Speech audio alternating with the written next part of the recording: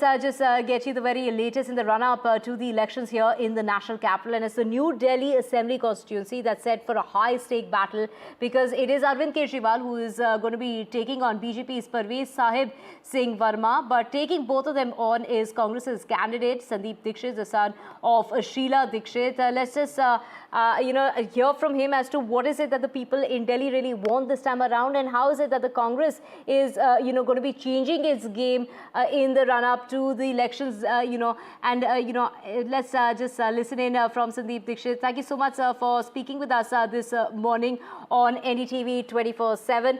You are up against Arvind Kejriwal. How would you, take on this election differently from, say, the last time?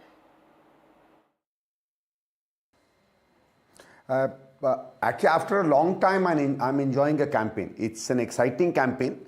See, also, this is the first time that I'm fighting as an opposition. All the earlier elections that I fought personally were primarily as the incumbent, also a part of the government. Also for my mother, most of the campaigns were fought as the incumbent government. So in that sense, it's nice. It's a very refreshing change. I'm also at least finding a lot of resonance amongst the voters. They seem to have fond memories of the Congress government and of Mrs. Dikshit. They don't seem to have particularly fond memories of the current incumbent MLA. So it's a good thing. We find a lot of opportunities. There's a lot to talk about. There's a lot to think about, a lot to reflect. And one gets a lot of warmth and a positive reaction from my voters. Right, sir. Of course, now the BJP says the Congress has no legitimate space in Delhi. What's your reaction? Well, I think anybody who wants to kind of belittle the Congress or improves Aam Aadmi Party's chances or BJP's would say that. I think Congress has a very legitimate space. According to us and according to a very, very large number of Delhiites, Delhi's been messed up very badly by Aam Aadmi Party. So they are looking desperately for alternatives. BJP doesn't seem to be giving them much hope, and I think therefore they are looking very seriously at the Congress. And when any party gets a legitimate space, I think it's their opportunity to seize it and carry on forward. I've somehow, for example, never seen anybody talking about why Aam Aadmi Party fought in Haryana or in Gujarat or in Uttarakhand. They may believe that they have some legitimate space to win back some parts there. Election after election, they've got 2-3% vote, 1% vote in different states, and yet fought there. So I think if they can do their bit, they are welcome to that. As far as we are concerned, we are not here to cut anybody's votes.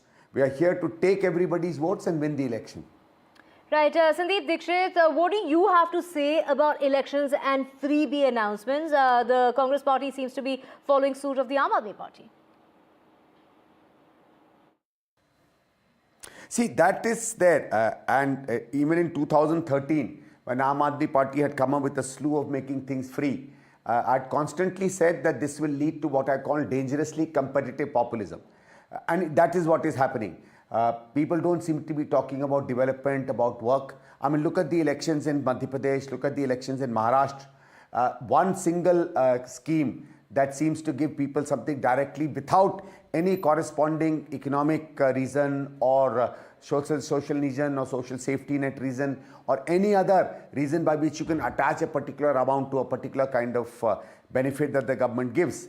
Those are making transformative changes in elections. So it's actually this kind of a policy has nothing to do as a welfare measure or a development measure or any kind of a development model. It's purely that now government funds are being spent to ensure that government keeps winning, not through development, but through this kind of largesse. And I think it's a sad thing, but political parties ultimately have to understand what's happening. And I don't think any political party will sacrifice its electoral prospects for issues like fiscal deficit, keeping governments in control, building more infrastructure. They will go what they believe they will be rewarded for. It's very, very unfortunate, but that's the reality today.